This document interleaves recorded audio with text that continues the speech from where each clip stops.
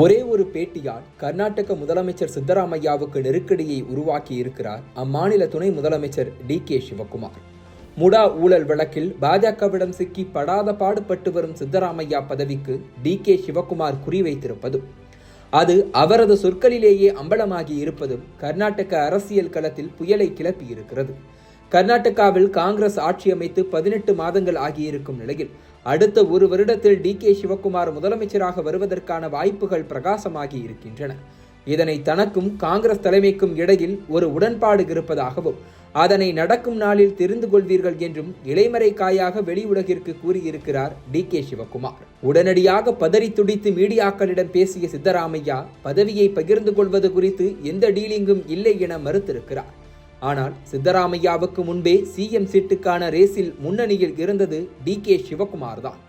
ஆம், 2019ஆம் ஆண்டு அமலாக்கத்துறையால் கைது செய்யப்பட்ட டி.கே. சிவக்குமாரை அடுத்த ஒரே ஆண்டில் மாநில காங்கிரஸ் கமிட்டி தலைவராக நியமித்தது தேசிய தலைமை. இதனால் பாஜக ஆட்சிக்கு எதிரான அரசியலை பழிவாங்கும் செயலாக நினைத்து களத்தில் இறங்கி வேலை செய்தார் டி.கே. சிவக்குமார். அப்படியே மாநிலத்தில் பெரும்பான்மையாக இருக்கும் தனது ஒக்கலிகா சமூகம் தலைவரை தேர்ந்தெடுக்க வேண்டிய நேரம் என்றும் தன் பின்னால் அவர்கள் அணிவகுக்க வேண்டும் என்றும் பேசியிருந்தார். கூடவே 2022ஆம் ஆண்டே முதலமைச்சராவதற்கான தனது விருப்பத்தையும் மறைமுகமாக வெளிப்படுத்தியிருந்தார். ஏற்கனவே களத்தை தயார் செய்து வைத்துவிட்டதால் 2023ஆம் ஆண்டு சட்டப்பேரவை தேர்தலை ஆர்வத்துடன் எதிர்பார்த்து காத்திருந்தார் டி.கே. சிவக்குமார். அவரது பேச்சை கேட்டு பெரும்பாலான ஒக்கலிகா சமூக மக்கள் அவரது பின் அணிவகுத்து நின்றனர். அதுவரை ஒக்கலிகா சமூக மக்களின் ஒரே தேர்வாக இருந்த முன்னாள் பிரதமர் தேவகவுடாவின் மதச்சார்பற்ற ஜனதாதளம் தேர்தலில் பலத்த அடி வாங்கியது. வெற்றி பெற்றால் ஒரு ஒக்கலிகா முதலமைச்சர் கிடைப்பார் என்கிற நம்பிக்கையில் அத்தனை வாக்குகளையும் காங்கிரசுக்கு திருப்பினர் அந்த சமூக மக்கள். இதனால் கடந்த தேர்தலில் மதச்சார்பற்ற ஜனதாதளத்தின் வசமிருந்த பழைய மைசூரு பகுதியை வாரி சுருட்டியது காங்கிரஸ் கட்சி. மொத்தமுள்ள 61 தொகுதிகளில் 30 இடங்களை கைப்பற்றியது காங்கிரஸ். மதச்சார்பற்ற ஜனதாதளம் 19 இடங்களை மட்டுமே வென்றது.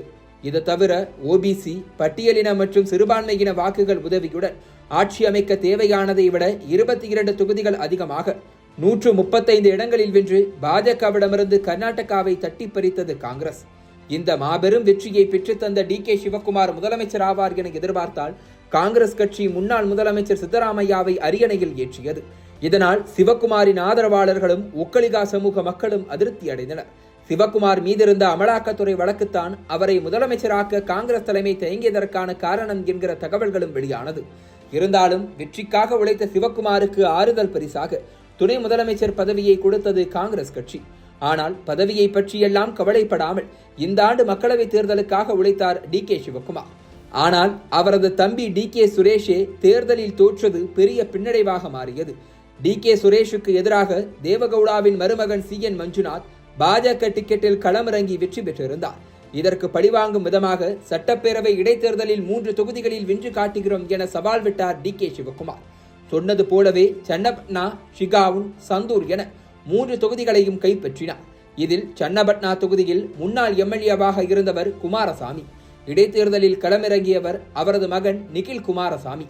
இதேபோல ஷிகாவுன் தொகுதியில் முன்னாள் எம்எல்ஏவாக இருந்தவர் பசவராஜ் பொம்மை.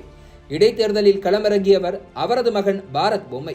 இப்படி ஒரே தேர்தலில் பாஜக, மதச்சார்பற்ற ஜனதாதளம் என 2 கட்சிகளின் அரசியல் வாரிசையும் ஒரே நேரத்தில் தோற்கடித்து தனது சகோதரனின் தோல்விக்கு பழி தீர்த்திருக்கிறார் டி.கே. சிவக்குமார். இந்த இடைத்தேர்தல் வெற்றிக்கு பிறகு டி.கே. சிவக்குமார் கர்நாடக முதலமைச்சராக வேண்டும் என்கிற கோரிக்கைகள் வலுக்க தொடங்கி இருக்கிறது. தற்போது சித்தராமையா மீதும் முடா ஊழல் வழக்கு இருப்பதால் டி.கே. சிவக்குமாரை வழக்கை காட்டி தட்டிக்கழிக்க முடியாத சூழல் காங்கிரஸ் தலைமைக்கு ஏற்பட்டுள்ளது. சமீபத்தில் டைம்ஸ் நவ் தொலைக்காட்சி பத்திரிகையாளர் நவிகா குமாருடன் பேட்டியில் அமர்ந்த டி.கே. சிவக்குமார் சித்தராமையாவுக்கு கீழ் துணை முதலமைச்சராக இருப்பது பற்றிய கேள்விகளை எதிர்கொண்டார். அப்போது தான் எப்போதும் கட்சி தலைமையை மிரட்டுவதில்லை என்று கூறியிருக்கிறார். மேலும் முதலமைச்சர் பதவி குறித்த கேள்விக்கு காங்கிரஸ் தலைவர்கள் 5 பேருடன் ஒரு மீட்டிங் நடந்திருப்பதாகவும் அவர்களுக்குள் ஒரு உடன்பாடு இருப்பதாகவும் அம்பலப்படுத்தி இருக்கிறார். அந்த மீட்டிங்கில் கலந்து கொண்டவர்கள் யார் என்பதை பற்றி டி.கே. சிவக்குமார் வாய் திறக்கவில்லை என்றாலும் உடன்பாடு என்ன என்பதை நடக்கும்போது தெரிந்து கொள்ளுங்கள் என கூறியிருக்கிறார். ஏற்கனவே 2023இல் கர்நாடக தேர்தல் முடிவுகள் வெளியான போதே சித்தராமையாவும் டி.கே. சிவக்குமாரும் சுழற்சி முறையில் முதலமைச்சராக வாய்ப்புகள் இருப்பதாக தகவல்கள் வெளியாகின. அப்படி பார்த்தால் தற்போது 1.5 ஆண்டுகளை சித்தராமையா நிறைவு செய்திருக்கும் நிலையில் அடுத்த ஓராண்டில் டி.கே. சிவக்குமார் கர்நாடக முதலமைச்சராகி எஞ்சிய 2.5 ஆண்டுகளை நிறைவு செய்வதற்கான வாய்ப்புகள் இருக்கின்றன.